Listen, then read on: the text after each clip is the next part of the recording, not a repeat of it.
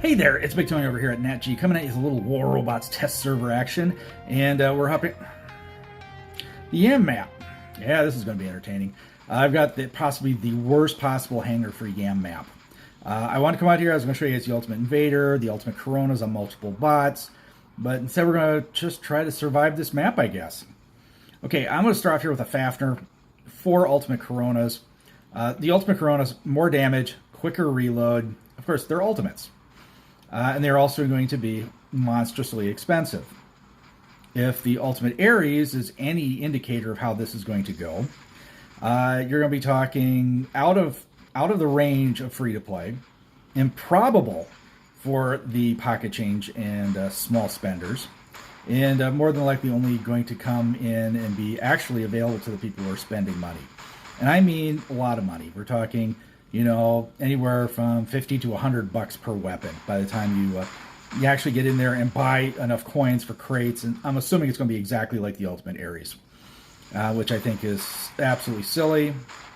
Now, if you guys want to see a little bit more about that, go over and check out my podcast. I did a podcast on my evaluation for the event, and I think it was the worst event Pixonic has put on in a long time. Oh, yes, I think we're actually going to get killed here. Amazing. Absolutely amazing. I did not think I was going to get that. The Fafnir is probably the worst flying bot, and this is what I expect the Ophion will turn into eventually. A slow-flying disaster. Fafnir used to be the biggest beast on the battlefield. Now it is, I think, one of the worst bots out there. Usable, but not practical anymore. It's just not a practical bot. Especially with these weapons and on this big, long map. Okay, let's, we got one kill. Ooh, maybe we can get a second one. Let's go ahead and hop on this guy here. Let's get the Siren. Nice. There we go. And then I got hammered up. Not a shocker. Shield doesn't last long in the air. Everyone's running Shield Breaker now, even on test server. Definitely saw that coming. But we had not a bad run. Now, this is one that's a little interesting. 2 Ultimate Coronas and then a standard Halo on a Scorpion. We're going to try to get as close as possible and teleport in and do some ambush attacks. It might do okay. It might not do okay. We'll have to wait and see here. Now, we haven't seen any of the Newtons pop up yet. When they do, I think that is... I'm just going to tell you guys, I think people are going to quit matches when that thing hits the battlefield. Once one of your bots gets pulled up into the air and gets absolutely eviscerated... I can teleport and get this guy. Boom! There we go, and back behind the cover. I think you're going to see people saying, I ain't even sticking around for that. I think the Newton is a horrible idea. Fun to play. Oh my gosh, I'm sure we'll have some fun here when I throw it out here. I've had additional matches I've played before this, and I have had fun. It's fun, and you know what I say when I have too much fun playing something? It means it's probably too much, and I think it's going to be an absolute game wrecker as far as quality of game goes. Now, as far as its overall abilities, is it going to absolutely wreck game balance? No, I don't think so. It's just, let's get this guy out of here. Boom, and teleport back. I think it's just going to make a lot of people frustrated, and I think they're just going to say, forget it. Hop out, and they're just going to hop into another match. That's what I think is going to happen. It's not like the Rook, which is, you might be able to, with dog pack tactics, go after it, but if something can lift you up 800 meters away and put you up in the air, so or a Reaper can just pick you off as you're floating in the air, I think that's going to be absolutely horrible. Okay, let's get this guy a little love right here. Come on, die. There we go, nice triple kill. See, now this one here is a build I like with the Ultimate Coronas. Now, you could run this build. I do have one. I have not leveled it up. But I might level up my Scorpion and put my Harpoons on it.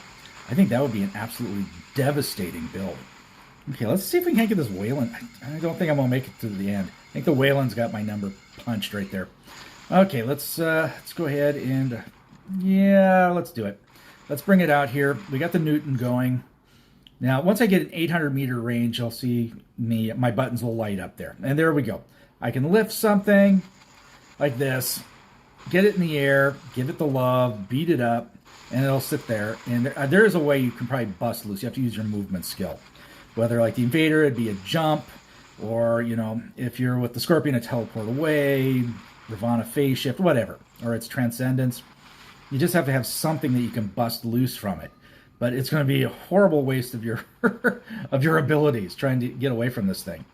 And of course, the only way I can think of countering this, say if you're running something that doesn't have movement ability, is you're going to have to stay underneath stuff, say under bridges, underneath any sort of structure that'll stop you from being raised up into the air. That's about all you're going to be able to do. Like, and that poor guy there, he just got zapped up. Everyone's just being popped up in the air. I think this is the silliest thing I've ever seen. This is... I'm not a fan of this, guys. I really am not. And something's got me in the air. I'll give him some love too, and to get destroyed. I think this is it's a very, very silly Titan and a very, very silly ability. But I'm sure, we will all have to adapt to it. And we're going to have to learn how to hunt those things down and do the appropriate counters for it. Because it's coming whether we like it or not. There's no changing it. And there is no, a lot of people sit there and go, yeah, I'm just going to leave this game and go somewhere else. Where are you going to go? Mech Arena? It's Mech Arena. Oh, come on. Is honestly on par, same with this. It's pay to win, got weird abilities. There's just, honestly, there just is no real viable option in the mobile market. Now, Manny is looking at going over and doing Armor Core 6. And that's a whole different kettle of fish, guys. That is PC gaming. Oh, gosh darn it. Give him some love. Oh, it'd be great if I could just blow him up. Oh, beat him up, though. Gosh darn it. So, that's just annoying. Super, super annoying. Okay, let's go ahead and drop the Ultimate Invader. And I've got, Ultimate Coronas. And if you notice, too, I'm running Shy drones on everything. Just because the more damage you dish out, the more defense you get. That's the one thing I like about it. So let's go ahead and have ourselves a Mars down there. And we got ourselves another, looks like another Invader over there. Now, the Invader itself is a pretty decent bot. Look, I have no pilot skills.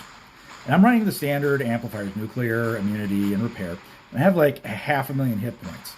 And then, of course, running the unstable conduit. Yeah, I got lifted into the air here. Of course, I already used my jump, so I can't bust loose. I'm going to jump up onto him, though. Let's get up into here. We got 4 more seconds. Let's suppress him. And I got a couple more seconds. There we go. We can do the... let's wait. Yeah, let's do it. Unstable conduit. Let's give him a little love if we can. And I'm getting lifted up by another one, or is he lifting me up?